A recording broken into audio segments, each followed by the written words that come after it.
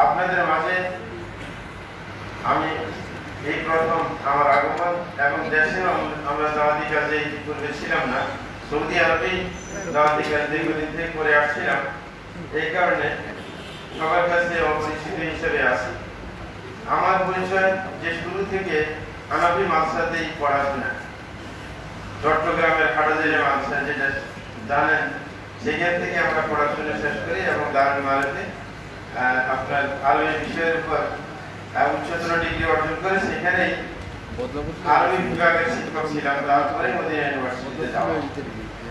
সুতরাং শুরু হচ্ছে আমাদের অনাকাঙ্ক্ষিত জায়গায়, কিন্তু একদিকে লাভ হয়েছে, সেটা হচ্ছে আমাদের যে বর্তমানে যে প্রতিষ্ঠানগুলো, সেগুলোর চাইতে আপনার ওদের প্রতিষ্ঠানগুলো আরবি ভাষায় একটু অগ্রসর, যার কারণে আরবি ভাষায় অগ্রসর হওয়া আমাদের জন্য সহজ হয়েছে, যেটা আমাদের মধ্যে বিরাট ঘাটতি। এটা কেন বুঝতে পেরেছি, বর্তমানে আমি একটা প্রতিষ্ঠান চালাই, সুতরাং প্রতিষ্ঠান চালাতে গিয়ে শিক্ষক পাইতে কোয়ালিটি কোনো অনেক কষ্ট। এই কারণে সেটা আল্লাহর ইচ্ছায় হয়েছে, লস হয়নি, লাভ হয়েছে। এবং এতে আরেকটি ফায়দা, সেটা হচ্ছে অন্ধত্ব আমাদের মধ্যে নেই। অন্ধত্ব আমাদের মধ্যে নেই, বুদ্ধি বিবেক খাটিয়ে কোরআন হাদিসের দৃষ্টিতে অগ্রসর হওয়ার চেষ্টা করি। এটা বিশেষ দরকার। একজন মানুষ যখন জন্মগ্রহণ করে তখন সে কিছুই জানে না, নাকি জানে? কিছুই জানে। পরবর্তীতে আস্তে আস্তে সে শিখার চেষ্টা করে, তার কিছু শিখার মাধ্যম আছে, সেই শিখার মাধ্যমগুলোকে কাজে লাগিয়ে সে শিখার চেষ্টা করে। আল্লাহ জাল্লাহু কোরআন মাজিদের মধ্যে এই ব্যাপারটি উপস্থাপন করেছেন এইভাবে, ওয়াল্লাহু আখরাজাকুম মিন বুতুনি উম্মাহাতিকুম লা তা'লামুনা শাইআ ওয়া জা'আলা লাকুমুস সাম'a ওয়াল আবসারা ওয়াল আফইদা লা'আল্লাকুম তাশকুরুন। আল্লাহ জাল্লাহু বলেন যে আল্লাহ তোমাদেরকে মায়ের পেট থেকে বের করেছেন, তখন তোমরা কিছুই জানতে না, নাকি কেউ কিছু জানতো? কিছুই জানতো না, আমরা কেউ কিছুই জানতাম না।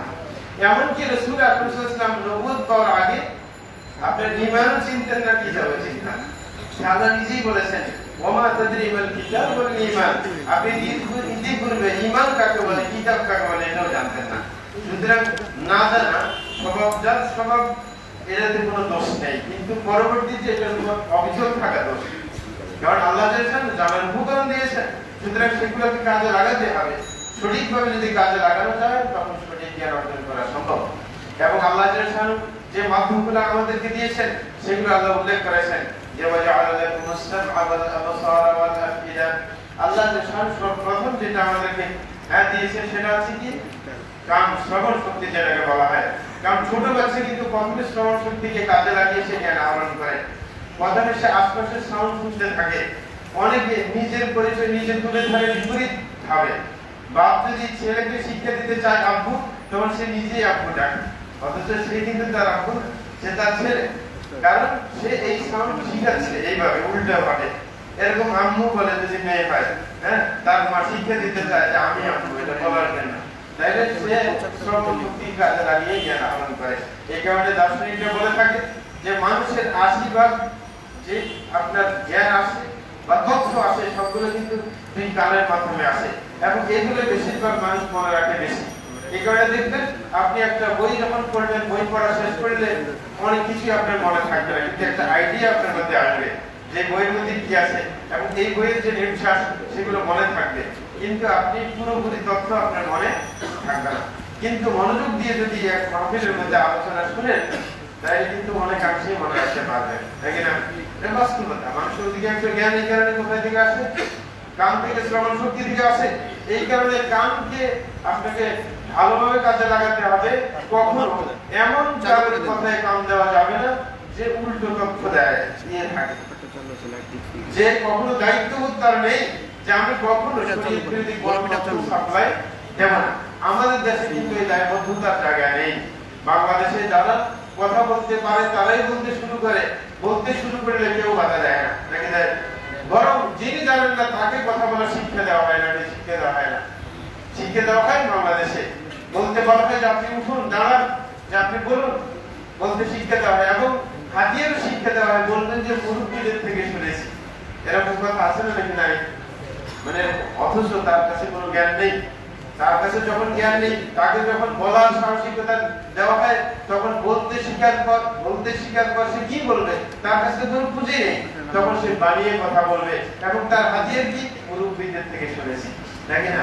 এভাবে চলছে সমাজে নাকি চলে না? এই কারণে আপনার কোন জায়গা থেকে শুনবেন, কোন উৎস থেকে শুনবেন সেটা নিশ্চয়তা আপনার দরকার। এই কারণে আরব দেশের মধ্যে নিশ্চয়তা আছে, যারা দাওয়াত সেন্টারগুলোতে দাওয়াতি কাজ করেছি তাদেরকে ওই দেশের বিজ্ঞ ওলামায়ে কেরামের মাধ্যমে আপনার পরীক্ষা দিয়ে তারপরে আমাদেরকে একটা তাসরিহ দেওয়া হয়েছিল, যে একটা লাইসেন্সের মতো, যেটা পকেটে নিয়ে জায়গায় জায়গায় আলোচনা করতে হয়, এবং সতর্কবাণী দেওয়া হয়েছিল যে একবার যদি ভুল করো ওয়ার্নিং দেওয়া হবে, দ্বিতীয়বার ভুল করলে আবার, তৃতীয়বার ভুল করলে তারপরে তাসরিহ ছিনিয়ে নেওয়া হবে, আর বক্তব্য দিতে দেওয়া হবে না। এবং বিশ্ব ইতিহাসে বেকার কিতাব পড়লে আপনি দেখবেন আল হাজরু আলাল মুফতি, মুফতির কি খুতবা দেওয়া বন্ধ করে দেওয়ার ব্যাপার। কিন্তু এই দেশে মুফতি তো ঘরে ঘরে পাওয়া যায়, এমনকি প্রাইমারি মাদ্রাসা যেটাকে নুরানি মাদ্রাসা বলে সেখানেও মুফতি পাওয়া যায়। কারণ মুফতি কাকে বলে সেটাও বুঝতে মুশকিল, কারণ আমাদের দেশে মুফতি আসলে নেই, আছে না থাকলে ফতুয়া, ফতুয়ার নকলকারী মুফতি আসলে পাওয়া যায় না। কারণ মুফতি হতে হয় সেই ব্যক্তি মুফতি হতে পারেন যিনি সরাসরি কোরআন হাদিস থেকে জ্ঞান আহরণ করতে সক্ষম, কোরআন হাদিসের নির্যাস নিজের সামনে রেখে তারপরে ফতোয়া দিতে সক্ষম। এই ব্যাপারে তিনি অন্য কারো সহযোগিতা নিতে পারেন, পূর্ববর্তী ওলামায়ে কেরাম জীবিত হোক মৃত হোক যে কোনো কারো সহযোগিতা নিতে পারেন। সুতরাং মুফতি এক জিনিস আর নাফিল ফতোয়া আরেক জিনিস, ফতোয়া নকলকারী ভিন্ন। আর আমাদের দেশে যাদেরকে পাওয়া যায় এরা ফতোয়া নকলকারী, সাধারণত মুফতি নেই, এই কারণে ঝামেলা বেশি পাকে, ঝামেলা সব বেশি। যাই হোক, নিজের সকল শক্তিকে আপনাকে যদি সঠিক পথে ব্যয় করেন তাহলে বেশিরভাগ তথ্য আপনি শুদ্ধভাবে নিতে পারবেন। বর্তমান যুগে ফেসবুক ইউটিউবের কারণে অনেকে তার উপস্থাপন সুন্দর দেখে শুনে শুনে ভুল তথ্য সংগ্রহ করেন। আর এতে কি লস, যে আপনার ভিতরে যখন কোনো তথ্য থাকে এর বিপরীত তথ্য আসলে সেটাকে ডিনাই করবেন, আপনি ডিনাই করবেন, কারণ সেটা আপনার কাছে ভুল মনে হবে, এটাই নিয়ম, সেটা ভুল মনে হবে। ওই যে একজন মানুষের ঘটনা মনে পড়লো, চীন দেশে গেল বেড়াতে, মানে অন্য এলাকায় যাদের নাক লম্বা, ওই এলাকায় যাওয়ার পর সে ব্যবসা বাণিজ্য করলো, করার পর সবাই তাকে ভালোবেসে ফেললো, তারপরে সবাই তাকে বিয়ে করিয়ে দিল, তাদের একটা মেয়ে। কিছুদিন পরে সবাই মিলে একজন হয়ে বললো যে এই লোকটার সবকিছুই ভালো লাগে কিন্তু তার নাকটা সুন্দর নেই, কারণ তার নাকটা হচ্ছে লম্বা আর আমাদের নাক তো চ্যাপ্টা, নাকি বুঝলেন? তখন সবাই মিলে ধরে ওর নাকটা কেটে চ্যাপ্টা বানিয়ে দিয়েছে। আচ্ছা, নাকটা লম্বা থাকা ভালো, সুন্দর দেখায় নাকি চ্যাপ্টা দেখলে সুন্দর দেখা যায়? কিন্তু তাদের কাছে ওই লম্বাটাই অসুন্দর মনে হয়, কারণ তারা তো ওই চ্যাপ্টা দেখতে দেখতেই কি অভ্যস্ত। হ্যাঁ, এই হচ্ছে সমস্যা। সুতরাং যদি উল্টা তথ্য ভিতরে থাকে, সত্য তথ্যকে ডিনাই করবে, এটাই স্বাভাবিক। সুতরাং তথ্য আগে ভিতরে আপনার ঢুকে যাওয়া সঠিক, তাইলে অসঠিক আসলে সেটাকে ডিনাই করে দূরে সরিয়ে দিবে।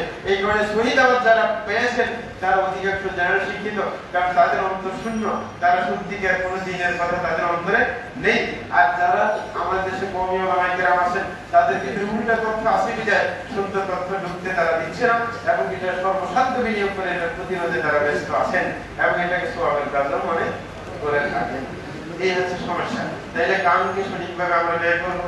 এরকম আল্লাহ বলেছেন ওয়া জাআলাকুম মুসসামাআ ওয়া আবসারা, আরেকটা হচ্ছে নিজের চোখ, মানে দৃষ্টি শক্তিকে আমরা কাজে লাগাবো, যে নিজে দেখে সত্য যেটা সত্য মনে করবো, মিথ্যা যেটা মিথ্যা মনে করবো। কখনো নিজে দেখবো একটা, বুঝবো আরেকটা, সেটা যেন না হয়। কিন্তু আমাদের দেশে কিন্তু এই উল্টোটাও শিক্ষা দেওয়া হয়, যে আপনি যা দেখবেন সেটাকে আপনি অসত্য মনে করবেন, আস্থা রাখবেন ব্যক্তির উপর, নাকি না? পীর বুজুর্গদের কাহিনী শোনানো হয়, তারা উল্টা কাজ করলেও বিপরীত কিছু মনে করতে নেই, কারণ তারা কি কম জানে, নাকি না? আমরা বিপরীত কিছু দেখলেও আমরা কি সেটাকে আমরা বিপরীত ভাবে নেই না, বরং সেটাকে সঠিক ভাবে গ্রহণ করার চেষ্টা করি মানুষের, কারণ নিজের দৃষ্টি শক্তিকে আমরা কাজে লাগাচ্ছি না, এটা হচ্ছে আমাদের দোষ। কিন্তু ছোট বাচ্চা দৃষ্টি শক্তিকে কাজে লাগায়, সে যখন বারবার দেখে একজন লোক তাকে বেশি আদর করে তার কোলে যাইতে চায়, কিন্তু কেউ যদি তাকে কোলে নিয়ে চিমটি দেয় তার কোলে যেতে চায় না, সে কিন্তু ঠিক প্রকৃতি দৃষ্টিকে কাজে লাগায়। কিন্তু আমরা যারা বয়স্ক আছি তারা কিন্তু দৃষ্টি শক্তিকে কাজে লাগাই না। আমরা দেখি আমার চোখের সামনে এক ফতোয়া দেওয়া হয় কিন্তু এর বিপরীত করা হয়, তারপরে তাকে শ্রদ্ধা করি। আমাদের দেশে অনেকে আছে ধূমপান করাকে হারাম মনে করে বা মাকরুহ জানেন, যেটাই বলেন না কেন, কিন্তু দেখা যায় ওই লোকটা আবার সাদা জর্দা খেতে শুরু করে, আপনার পকেটের মধ্যে তার পকেটে পাওয়া যায়, কিন্তু জিনিস তো একটাই। আপনার বিড়ি সিগারেট খুললে যেটা পাওয়া যায় আর ওই সাদা জর্দা একই তো জিনিস, নাকি না? আপনার নিজের চোখে দেখলেন যে ওই লোকটা তো খেলো না, ওই লোকটা মুখ দিয়ে টান দিয়ে নাক দিয়ে বের করে দিল, আরেকজন আস্থা পেটের মধ্যে ঢুকাইল, মাসে আধা কিলো বা 1 কিলো। তাই কিভাবে আপনি বিশ্বাস করেন এই লোকটা সঠিক ফুটবল দিল? কথা কি বুঝলেন? তাহলে আমরা কি দৃষ্টি শক্তিকে কাজে লাগিয়েছি? কখনো কাজে লাগিয়ে, যদি কাজে লাগাইতাম তাহলে এই সমস্যাগুলো আমাদের কাছে আসতো না। এরপর আমাদের শান হচ্ছেন তৃতীয় নম্বর যেটা, সেটা হচ্ছে মানুষের বিবেক বুদ্ধি। সেটা আল্লাহ শান দিয়েছেন, এবং এই বিবেক বুদ্ধির ভিত্তিতে মানুষ কি দায়বদ্ধ আল্লাহর বিধান মানতে। পাগলের উপর কোনো বিধান চলে না। পাগলের উপর কোনো বিধান আছে নেই। রাসূল আকরাম সাল্লাল্লাহু আলাইহি ওয়াসাল্লাম বলেছেন আল মুআতারা আনিল রাসূল হাত্তা ইয়াকিল, যে তিনজনের কোনো কি নাই, হিসাব কিতাব চলবে না। তার মধ্যে একজন এসে পাগল, যে তার হিসাব চলবে না যখন পর্যন্ত তার কি বুদ্ধি ফিরে না আসে। সুতরাং আমরা কি পাগল না বুদ্ধিমান? বুদ্ধিমান। সুতরাং নিজের বুদ্ধিকে কাজে লাগানোর চেষ্টা করব, কারণ আগের যে দুইটা মাধ্যম আছে এই দুটোটা মধ্যে বিভ্রাট করতে পারে, কিন্তু আসল সিদ্ধান্ত নেবে কি বুদ্ধি বিবেক। এগুলো সেটা কি পরে বলা হয়েছে যে আপনি চোখ দিয়ে যা দেখবেন, নিজের কান দিয়ে গ্রহণ করবেন না, এটাকে যাচাই বাছাই করবেন, তারপরে গ্রহণ করবেন। এই কারণে বুদ্ধি বিবেকের কথা কি পরে বলা হয়েছে। এবং বলা হয়েছে আল্লাহ যে মাধ্যমগুলো দিয়েছেন এই মাধ্যমগুলো তোমরা কাজে লাগিয়ে আল্লাহর কৃতজ্ঞতা আদায় করো, কারণ এইগুলোর যদি ব্যবস্থা না দিতেন আমরা সঠিকভাবে দুনিয়ার নেতৃত্ব কখনো দিতে পারতাম না। অন্যান্য সৃষ্টির উপর কি নেতৃত্ব চলতো যদি আমাদের এই কোয়ালিটি না থাকতো? কিন্তু এগুলো কাজে না লাগে অধিকাংশ জিন মানুষকে তৈরি করেছে জাহান্নামের জন্য। জাহান্নামের জন্য আল্লাহ তৈরি করেছেন। দোষ কি কেন জাহান্নামের জন্য তৈরি করবেন? কারণ তাদেরকে জ্ঞান আহরণের যে মাধ্যমগুলো দেওয়া হয়েছে সেগুলো কাজে লাগায়নি। যে লাহুম কুলুবুন কি লাহুম কুলুবুন লা ইয়াফকাহুনা বিহা, যে তাদের অন্তর আছে, বিবেক বুদ্ধি আছে, কিন্তু সেটা দিয়ে তারা কি জ্ঞান আহরণ করার চেষ্টা করে না। কেন আগে বলেছেন শ্রবণ শক্তিকে আগে, কিন্তু এখন কেন আবার বিবেককে আগে বলেছেন? কারণ আগে ছোট বাচ্চা সম্পর্কে বলেছিলেন সে কিন্তু কাজে লাগায় কি শ্রবণ শক্তিকে, আর এটা যাদেরকে বলেছে কাফেরদেরকে, কাফের তো বয়স্ক, সুতরাং তাকে আগে বুদ্ধিতে আঘাত করা হয়েছে যে তোমার বুদ্ধি আছে কাজে লাগাইলে না কেন। তারপরে তাদের কি দৃষ্টি শক্তি সেটাকে তারা কাজে লাগাচ্ছে না। এবং তৃতীয় নম্বর বলা তাদের শ্রবণ শক্তি আছে সেটাকে কাজে লাগায় না। এই তিনটা আপনার জ্ঞান আহরণের মাধ্যমকে কাজে না লাগানোর কারণে তাদেরকে জাহান্নামে দেওয়া হবে। তাইলে আমাদের বুদ্ধি বিবেককে কাজে লাগাবো না কি লাগাবো না? আমরা যদি কাউকে বলি একজন পাগল হইলেও যদি বলি আপনি পাগল, তখন সে খেতে যাবে নাকি যাবে না? না, কেউ যাবে না। কিন্তু বাস্তবে দেখা যায় সে আসলে আধা পাগল নাকি না? তাই কেউ তো স্বীকার যায় না আমি যে পাগল। কিন্তু আপনি কেন বুদ্ধি বিবেককে খাটাবেন না? আপনি কেন ধর্মীয় ক্ষেত্রে পাগলামের পরিচয় দিবেন নাকি না? এরকম করে না অনেকজনে।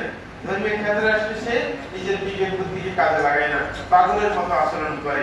এই কারণে আমি যেই কোনো ফেরকার কোনো মানুষকে দেখলে একটা প্রশ্ন করি অনেকে আমার কাছে, কারণ আমি যেই অবস্থা থেকে এসেছি আমাদের বন্ধু বান্ধব পরিচিত সবাই কমে আলোচনা বড় বড় মুক্তি মারতেছে। এরা কারোর সাথে দেখা হইলে কথা বলার আগে আমি একটা মশলা জিজ্ঞাসা করে নিই, সেই মশলা আপনাদেরকে বলি কারোর সাথে দরকার হবে। সেটা কি বলার আগে আমি বলি যে মনসায় একটা মশলা বললেন আমাকে কি, আমি বলি যে কোন হিন্দু যদি মুসলমান না হয়ে যদি মারা যায় সে জান্নাতে যাবে না জাহান্নামে? আমি রাগ হয়ে যায়, বলে যে এই মশলা আপনি জানেন? আমি জানি, আপনার মুক্তি শুনতে চাইছি। উনি বলে সে জান্নাতে নিশ্চিত জান্নাতে, কোনো সন্দেহ নেই। বলছে ঠিক আছে তো নাকি পরে বলেছে ঠিক আছে কোনো অসুবিধা নেই, সে নিশ্চিত জানবেন। আচ্ছা আমি বললাম আচ্ছা সেই লোকটা যে ইসলাম গ্রহণ না করে মারা গেল সেই লোকটা কি এরকম বলার কোনো সুযোগ নেই আল্লাহর সামনে যে আমাদের দিবসে হে আল্লাহ আমি তো এই যে সিদ্ধান্ত গ্রহণ করেছিলাম, হিন্দু ধর্ম যে গ্রহণ করেছিলাম, আমি তো আমার কোনো দোষ ছিল না, কারণ আমাদের তো গুরু ঠাকুর ছিল, আমাদের তো ধর্মীয় ব্যক্তিত্ব ছিল, তাদের কথা তো আমি শুনেছি। এবং তারা বলেছিল আমাদের যে ধর্ম হিন্দু ধর্ম এটা মুহাম্মদ সাল্লাল্লাহু আলাইহি ওয়াসাল্লামের আগমনের আগেও ছিল। মক্কার বুকে সেটা চর্চিত হতো নাকি না? মক্কার বুকে কি মূর্তি পূজা চলছিল না? 360টা দেবদেবী ছিল না? রাসূল আকরাম সাল্লাল্লাহু আলাইহি ওয়াসাল্লাম যখন মক্কা বিজয় করেছেন তখন তো সেগুলোকে ধ্বংস করেছিলেন। তাইলে তার কি এরকম বলার সুযোগ ছিল না আমারটা তো পুরাতন, এই কারণে তারা সনাতন ধর্ম বলে। সনাতন মানে পুরাতন, এটা তো পুরাতন ধর্ম, সুতরাং আমি তো পুরানটাই মানছিলাম নাকি? এবং আমি যাদেরকে অনুসরণ করছিলাম আমার মন মতো আমি চলে নাই, আমাদের গুরু ঠাকুর যারা আছে তাদেরকে মেনেছিলাম। মোনাজারা করতে ছিল কার সাথে? জাকির নায়কের সাথে গিয়ে